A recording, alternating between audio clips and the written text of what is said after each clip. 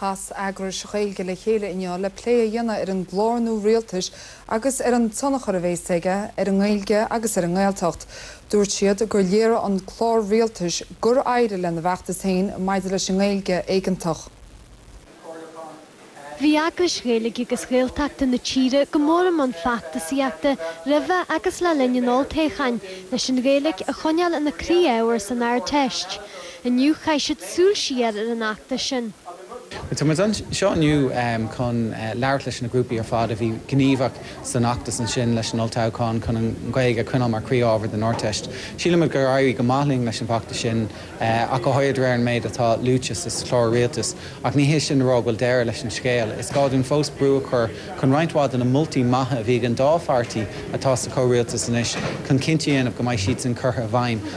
Dear na hagris réalaige go leannar leis an actas mar ggóil ceist ní móra a daca le múnú na Gaeilge sa chóras idithais fás le réite.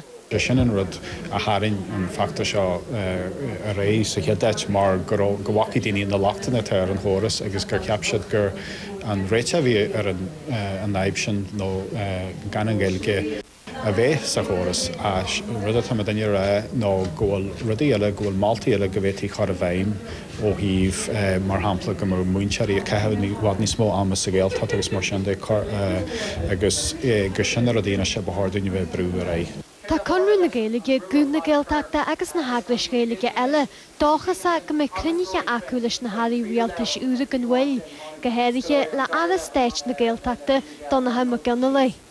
Cíhain ní chun choile nó a TG4.